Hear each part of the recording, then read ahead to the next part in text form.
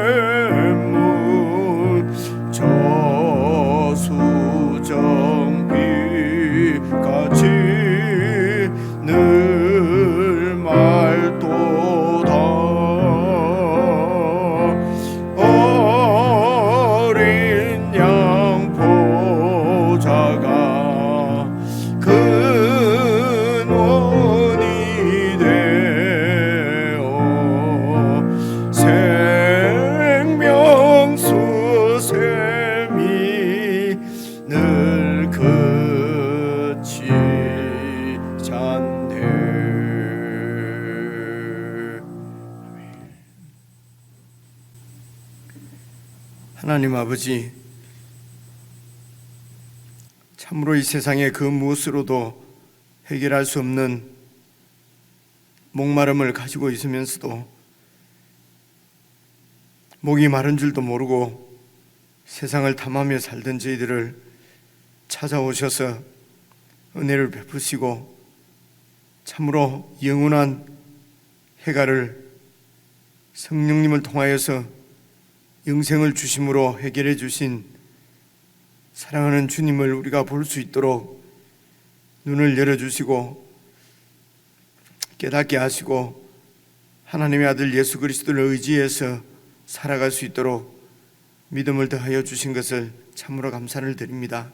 아버지 하나님, 우리를 찾아오셔서 우리를 회복시키시고 영원한 생수로 저희들의 목마름을 해결해 주신 사랑하는 주님의 말씀을 늘 경청하고 그 말씀 안에서 목이 말라 세상을 기웃거리는 어리석은 일을 계속해서 범하지 아니하도록 성령 하나님 늘 저희들과 함께 해주시고 하늘의 은혜를 베풀어 주시기를 간절히 기도합니다. 아버지 하나님, 세상의 결핍 때문에 마음이 상하고 또 우리의 마음들이 낙심될 때가 많이 있는데 하나님 아버지, 그것들이 허상인 줄 깨닫게 하시고 하늘의 은혜로 저희들이 충만케 되어져서 정말 하늘에서 오신 예수 그리스도를 세상 가운데 증거하는 참 정인의 삶을 살 수 있도록 늘 은혜로 충만케 해 주시옵소서. 오늘도 교회에 속한 주의 백성들을 일일이 찾아가시고 신방하셔서 하늘의 은혜로 채워주시는 주의 말씀이 능력으로 역사해 주시기를 간절히 원하옵고 예수 그리스도의 이름으로 기도드리옵나이다. 아멘. 함께 읽을 주님의 말씀은 요한복음 4장 1절부터 14절까지입니다.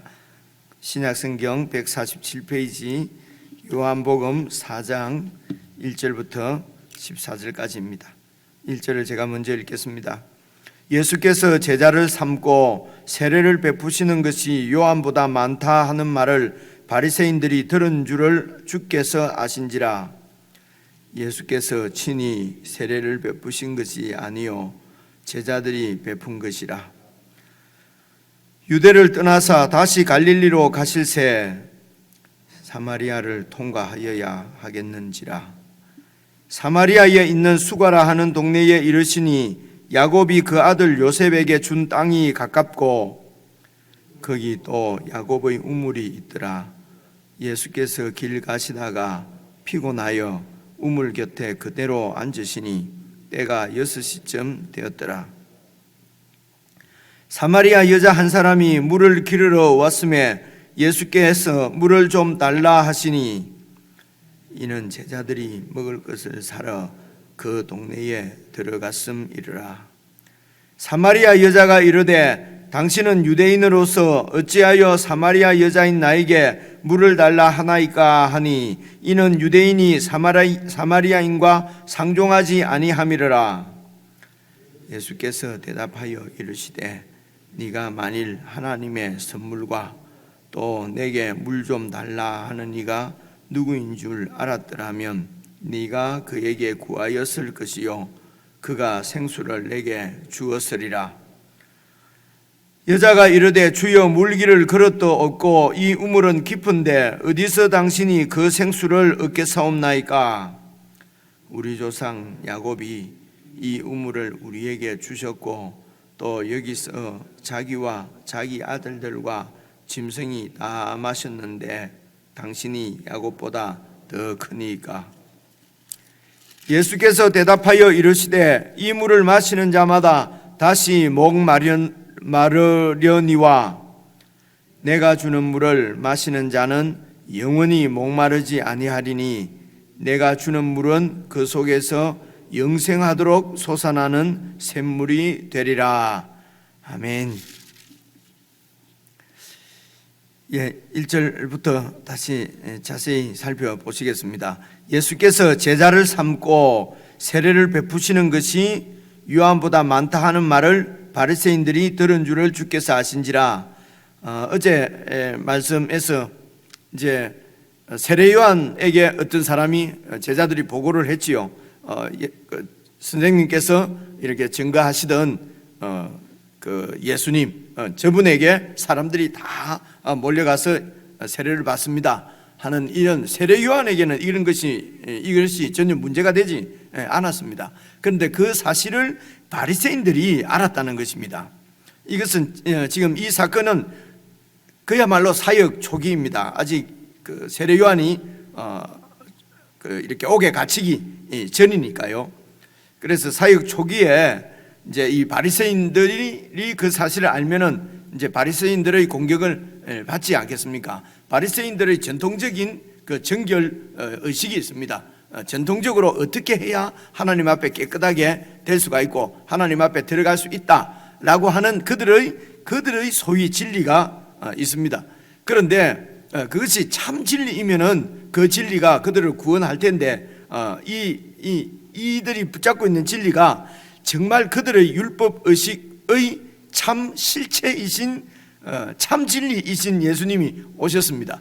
그래서 참 진리를 듣게 되면은 이 가짜 진리를 붙잡고 있으면은요, 가짜 왕을 붙잡고 또 가짜 이런 가치관을 붙잡고 있으면은 참 진리가 이렇게 오게 되면은 만나게 되면은 여러분 정말 그 가짜를 버리고 참 왕이신 그 예수님께 무릎을 꿇으면 참 좋겠는데요. 이론적으로는 그럴 것 같은데 도리어 더 가짜를 이렇게 더 붙잡고 아주 이런 진짜에 대해서 적대적이 되고 전투적이 되는 것을 많이 보게 됩니다. 여러분 요즘 우리의 삶도 이렇게 한번 봐보십시오. 그래서 이 복음은 논쟁을 통해서 이렇게 잘 설명을 해서 논쟁해서 소위 이긴다고 해서 이렇게 상대방이 설득이 되는 것이 아닌 줄 우리가 잘 알지 않습니까? 잘 설명을 해서 내 말이 맞다고 하는 것을 증명이 되면은 상대방이 무릎을 꿇을 것 같은데 도리어 더 이렇게 적대시하고 하는 것을 우리 가운데서도 많이 이런 사회생활에서도 그런 걸 많이 보지 않습니까? 그래서 이렇게 토론을 해서 들어보니까 상대방 말이 맞다. 그러면 우리가 그걸 잘 수납을 안 하죠. 끝까지 고집을 세우지 않습니까? 지금 그 말씀을 드리는 것입니다. 바리새인들은 그들이 붙잡고 있는 그 진리가 있습니다. 그것을 통해서 그들은 지금 종교적인 기득권도 지금 누리고 있는 것입니다. 바리새인은 아주 정말 백성들로부터 이렇게 신망을 얻은 존경을 받는 그런 영적 지도자 그룹이란 말입니다. 그런데 이런 사람들이 만약에 그들이 붙잡고 가르치고 있는 것이 진리가 아니고 실체가 아니라고 하는 것이 드러나는 순간 그들이 지금까지 누려오던 그들이 붙잡고 있는 모든 영적 기득권들이 다 무너져야 되는 것이죠. 사실은 이런 보이지 않는 부분까지 잘 보고 그런데 속아 넘어가지 않는 것이 영적인 사람입니다. 그게 이제 신앙이 성숙한 사람이죠. 이제 이런 것들을 그러니까 이 세상의 논리나 눈에 보이는 대로가 아니라 하나님께서 우리에게 주신 그 말씀 안에서 하나님의 시각으로 이렇게 이 세상을 보는 것이죠. 모든 사건들을 보고 그래서 일어나는 현상이 아니라 그 현상 뒤에 있는 이런 보이지 않는 세계의 하나님이 관장하시고 우리는 볼 수 없는데 하나님이 다 관장하고 계시는 그런 영적 세계를 우리가 볼 수 있는 것은 믿음입니다. 예수 그리스도의 말씀을 잘 배우고 그 말씀을 믿는 믿음 가운데서 보고 그리고 그렇게 하면은 세상에 있는 사람들과 대처하는 것이 완전히 다르지 않겠습니까? 그죠? 근데 이제 이 바리새인들이 사실은 겁나는 것입니다. 이제 예수님을 향한 적대적인 이런 공격이 시작이 될 텐데 예수님께서 피하시는 것입니다. 그런 것이 무서워서 피하시는 것이 아니라 지금 사역 초기입니다. 그러니까 예수님은 이런 세상의 어떤 돌아가는 판세에 따라서 자신을 결정하는 것이 아니고 자신의 행동이나 때를 결정하시는 것이 아니고 하나님께서 정하신 때가 있는 것이지요. 여러분 이런 말씀도 오늘 우리는 세상 판세를 잘 읽어서 판세를 잘 읽는다는 것은 어떤 것이 나에게 유리하느냐 이런 얘기거든요. 어떻게 하는 것이 내가 더 유리하느냐 이런 데 따라서 이렇게 자신이 너의 때를 결정하는 것이 아니고 하나님의 때를 따라서 산다. 하나님의 때라 하면은 예수님에게는 이렇게 3년 후에 십자가에 죽는 것 이런 몇 년 이런 기간을 말하는 것이 아니고요. 예수님께서 이 땅에 오신 목적입니다. 하나님께서 예수님을 이 땅에 보내신 목적, 하나님이 나를 이곳에 보내신 목적을 이루시는 일을 따라서 하나님의 때를 따라서 이제 모든 일들을 결정을 하시는 것이죠. 결국 예수님께서 이 땅에 오신 것은 결정적인 절정의 때는 십자가의 죽으심인데요. 지금 사역 초기부터 지금 이때는 십자가에 죽으실 때가 아니지요. 아니어서 계속 자신이 어떤 분인지 그리스도인 것을 이렇게 세상에 완전히 이렇게 계시하시고 보여내시고 그래서 사람들이 예수님을 하나님의 아들이요 그리스도로 믿고 그리고 그 이름을 힘입어서 영생을 얻게 하시는 것이 그것이 예수님의 목적이기 때문에 이제 그 때를 십자가에 아직 이렇게 분쟁을 일으켜서 이렇게 십자가에 죽을 때가 아니시기 때문에 사실은 이런 논란의 여지가 있는 그 유대를 떠나서 갈릴리로 지금 가시게 되는 것입니다. 1절에 말씀을 많이 드렸는데요. 이제 이런 부분이 지금 오늘 사장의 이런 그 주제이기 때문에요. 지금 분쟁을 피하십니다. 피하시고요. 2절 보십시오. 괄호를 치고 예수께서 친히 세례를 베푸신 것이 아니요 제자들이 베푼 것이라. 그러니까 제자들은 어떤 세례를 베풀었을까? 세례 요한이 베푸는 그 세례는 회개의 세례라고 했습니다. 그리스도를 맞이하도록, 왕을 맞이하도록 자신들의 이런 이 죄를 회개하는 것입니다. 자신들이 붙잡고 있는 세상 것, 이런 이 불의, 이 가짜 정의, 이런 것들을 이제 버리도록, 그래서 죄를 지적하고 죄에서 돌이키도록 하는 것이 세례 요한의 세례였어요. 그러면은 제자들의 세례는요, 제자들의 세례도 역시 그런 세례였겠지요. 예수님이 주시는 세례는 성령과 불세례라고 되어 있지 않습니까? 심판과 새롭게 하시는 그런 영적 세례입니다. 그 세례를 주시는 분이 예수님이시고, 그래서 그 예수님의 세례를 받도록 준비시키는 것이 세례 요한의 세례라고 한다면은 제자들도 아마 세례 요한과 동일한 그런 생각으로 이렇게 세례를 주었을 것인데, 예수님께서는 이제 그것을 그냥 묵인하신 것, 당신이 이제 그 물세례가 보여주는 그 세례, 영적 세례를 주실 분이 예수님이시기 때문에, 그래서 이제 그 부분을 예수께서 친히 세례를 베푸신 것은 아니라는 것이죠. 다른 말로 하면은 예수님께서 오신 것은 제자를 삼는 것이죠. 제자들이 베푼 것이다. 제자를 삼는 것이 하늘나라의 그 제자, 하늘의 제자, 새로 세워질 천국 공동체의 제자를 삼는 것이 목적이지 세례를 베푸는 것이 주 목적이 아니시기 때문에 그렇습니다. 세례는 보시면은 이런 어떤 종교적인 이런 형식, 종교적인 형식에 속하는 부분이죠. 물로 세례를 주는 것은요. 근데 예수님께서 주시는 세례는 하나님의 백성, 하나님의 자녀의 권세를 얻는, 영생을 얻는 세례란 말입니다. 그래서 바로 하늘의 제자, 예수님의 제자, 하나님의 백성이 되게 하는 세례가 바로 예수님께서 주시는 그 세례고요. 그리고 이제 제자들이 주는 세례는 율법의 그 의식, 형식을 쫓아서 생긴 그 형식은 그런 형식이고요. 오실 그리스도를 준비하는 세례이기 때문에 예수님께서 친히 세례를 주신 것이 아니고 제자들이 세례를 베풀었다. 그런데 그 제자들이, 예수님의 제자들이 세례 요한의 제자들보다 더 많아지고 그들에게 와서 세례를 받는 사람들이 더 많아지니까 세상의 관점에서는 지금 그 이야기를 세례 요한에게 가서 한 사람들도 이게 경쟁이죠. 그죠? 경쟁. 그죠? 반목. 그래서 경쟁을 통해서 싸우고 서로 반목하고 지게 되면은 무릎을 꿇는 것이 아니라 도리어 더 적대감을 갖고요. 그래서 이 세상은 이런 시기와 반목과 경쟁 때문에 다 이런 관계들이 깨어지고,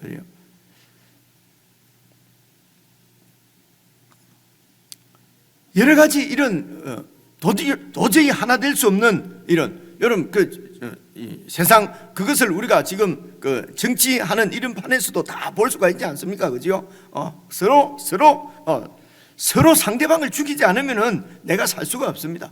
이런 반목과 경쟁을 일삼아서 관계가 전부 다 산산조각 난 이 세상 가운데 그 관계를 회복시키기 위해서, 사람들의 관계가 깨어진 것을 보게 되면은 이 사람들이 하나님과의 관계도 완전히 죄로 인해서 하나님에게도 내 중심적인 내 이런 고집, 그죠? 이런 나의 왕되심을 주장하고, 그래서 하나님의 왕권을 인정하지 않고, 그래서 하나님과 사람들 사이에는 정말 건널 수 없는 큰 각, 아니면 하나 될 수 없는 큰 장벽이 이렇게 세워진 것이죠. 우리가 아는 대로 이런 하나님과 우리 사이에 있는 장벽을 허물어뜨리고, 그리고 하나님뿐만 아니라 사람들과 이 세상과의 모든 관계가 산산조각 나버린 이 세상의 이런 관계를 회복시키기 위해서, 그 회복시키시는 예수 그리스도의 사역은 이런 세상적인 방법으로는 되는 것이 아니지요. 그것은 참 추상적입니다만 오직 한 가지 방법, 그것이 사랑의 방법이었다는 것입니다. 그래서 사랑이 없어서 반목과 경쟁을 일삼는 세상 가운데 오셔서 사랑으로 그 관계들을 회복시키시는 예수님의 사역, 그래서 예수님을 통해서 세워지는 것은 둘이, 유대인과 이방인도 하나가 되어지고 남자와 여자, 종과 주인, 모든 문화와 간섭 이런 것들 때문에 다 나누어져 있는 우리들을, 이 세상을 십자가로 하나 되게 하시려고 하는, 십자가로 하나 되게 하시는 그 사역을 위해서 하나님의 아들이 이 땅에 오신 것입니다. 성육신 하신 것이지요. 사람이 되어서 우리를 찾아오신 것입니다. 이런 예수님의 그 사역의 목적, 목표를 잘 보시면요, 3절을 우리가 이해를 할 수 있습니다.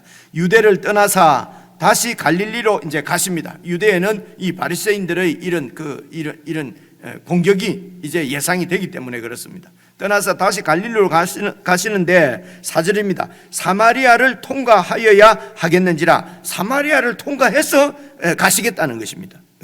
그 당시에는 이렇게 이 유대에서 갈릴리로 가는 길은 크게 보면 세 가지 길이 있다고 그럽니다. 이렇게 밑에 유대에서 사마리아를 통과해서 지나가는 길이 제일 지름길이고요. 그렇지 않으면 이제 지중해 있는 해변길로 붙어서 이렇게 쭉 가면 좀 둘러가겠지요. 그리고 아니면은 요단강을 건너서 베레아 쪽으로, 이 광야 쪽, 뭡니까? 이런 풀없는 광야가 아니고요. 초목 있는 이런, 뭐라고 그러죠?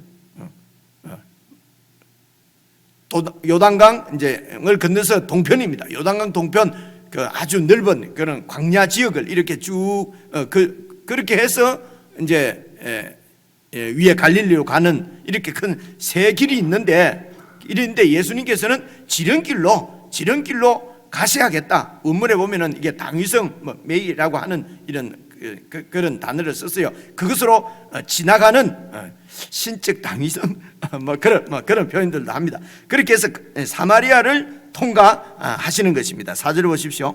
5절입니다. 4절이군요. 사마리아를 통과하여야 하겠는지라. 그래서 사마리아를 지나가시는데 5절, 사마리아에 있는 수가라고 하는 동네에 이르시니 야곱이 그 아들 요셉에게 준 땅이 가깝고, 야곱이 요셉에게 준 땅이 아마 세겜 땅을 얘기하는 것이 아닐까 싶습니다. 그곳에서 야곱이 여러분 하몰 하여튼 그 지역 땅을, 돈을 기억이 아물아물한데요. 얼마를 주고 야곱이 그 땅을 그곳에서 이제 이렇게 매입하거든요. 사거든요. 삽니다. 이제 그런 땅을 어쨌든 요셉에게 준 땅이 가깝고, 6절입니다. 거기에 또 야곱의 우물이 있더라. 이제 그 당시 우물은 이게 재산이라고 그럽니다. 이제 우물을 이렇게 물려주고 이러는데요. 물이 없으면 살 수 없는 지역이기 때문에 그렇습니다. 지금도 그렇지만은요.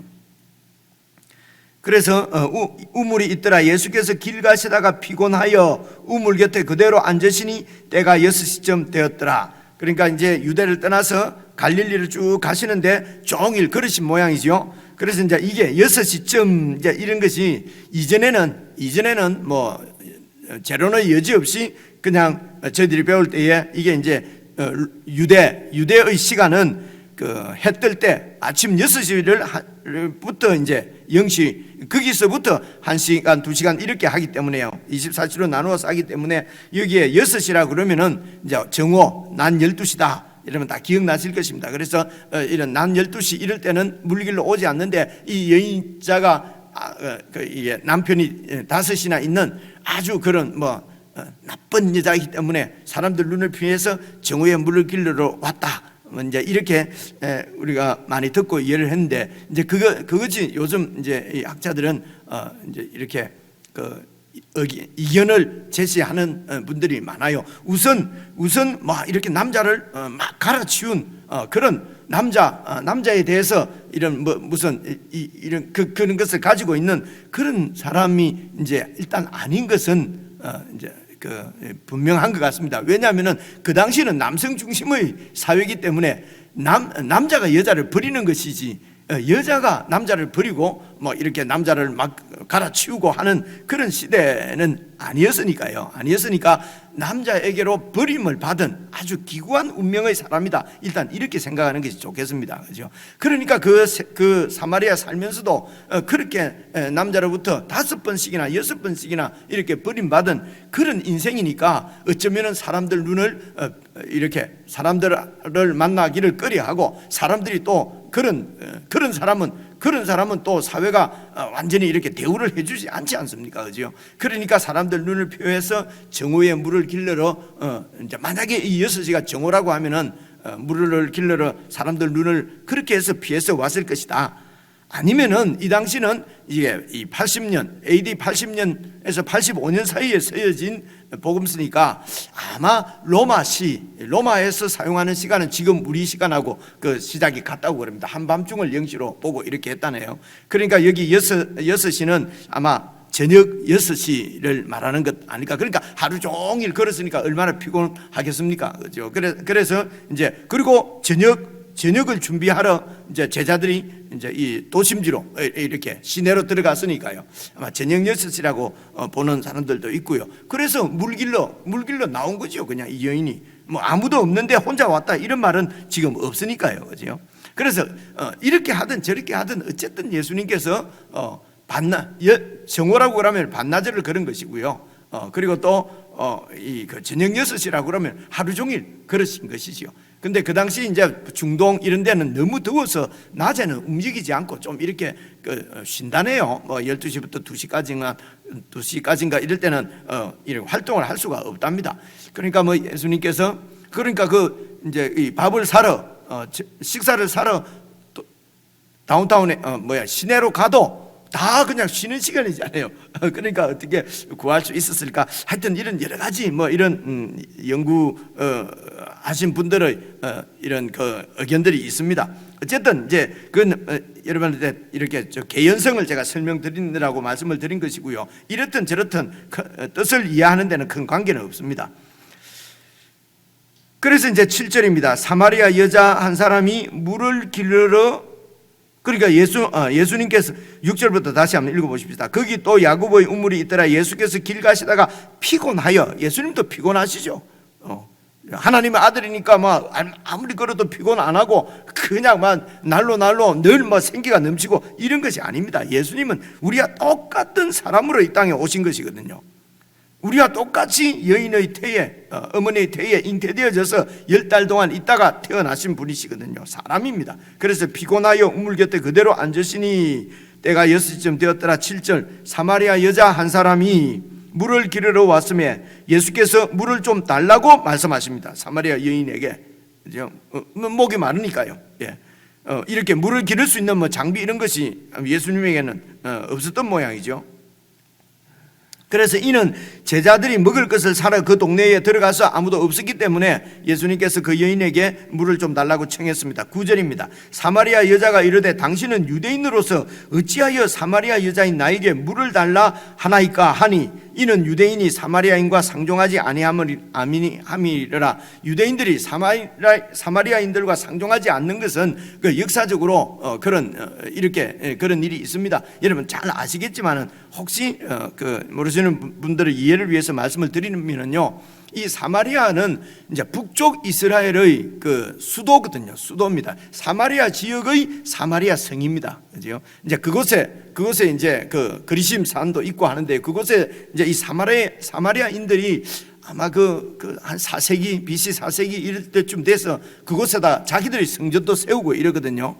그래서 이 사마리아 지역은 여러분 북쪽 이스라엘이 BC 721년에 아수르에 완전히 멸망을 합니다. 멸망을 하는데 그 당시 이제 아수르의 그 이 아수르 제국이 식민지를 막 이렇게 넓히는데요.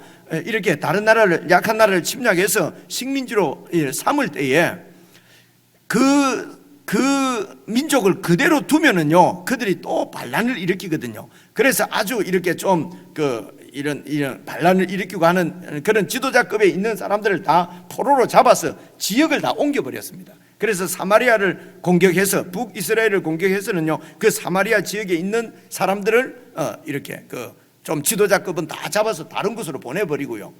그리고 다른 지역에 이제 있는 이런 포로로 잡은 사람들을 이쪽으로 보내고, 그러면서 이제 그 사마리아 그 수도가 완전히 이렇게 그 혼혈이 돼 버린 거지요. 그리고 또 이제 그런 나라가 멸망을 하게 되면은, 망하게 되면 옆에서 이제 이런 다른 또 그것이 살기가 뭐 이 사마리아 지역이 살기가 좋거든요. 이게 그 평야고 이랬어요. 그러면 이제 또 이제 여러 민족들이 이렇게 이방인들이 또 들어오게도 되고요. 그래서 사마리아는 완전히 이런 이스라엘의 혈통, 순수 혈통을 잃어버린 지역이 되어버린 것이죠. 그래서 이제 이 유대 사람들은, 이 유대 지역에 있는 사람들은 이 사마리아 사람을 이스라엘 유대인 취급을, 이스라엘 취급을 안 하는 것이요.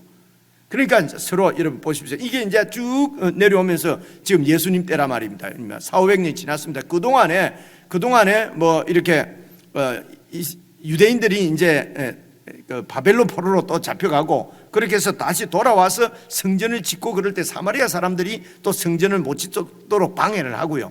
그래서 사마리아와 유대 사람들이 역사적으로 계속 서로 시기하고 질투, 원래 한 민족인데, 그죠? 한 아브라함의 자손인데 서로 이렇게 싸우게 된 것이죠. 지금도 뭐 전쟁 보십시오. 보면 다 뭐 이슬람이 이슬람, 뭐 기독교면 기독교 안에서 서로 싸우잖아요. 우리가 정통이라는 것이죠, 그죠? 이렇게 해서 다 끼어져서, 그래서 이제 사마리아와 이런 유대는 전혀 하나 될 수 없는 그런 반목의 관계였습니다. 그리고 그 당시 뭐 우리나라도 마찬가지였습니다만, 그 당시에 남자와 여자는 또 특별히 내외가 심했던 그런 때거든요. 그런데 이제 유대인이고, 그죠? 그리고 남자인데 이렇게 물을 달라고 하는 것이 이 여인 입장에서는, 사마리아 여자 입장에서는 아주 좀 당혹스러운 것일 수도 있습니다. 그렇지 않겠습니까? 그죠?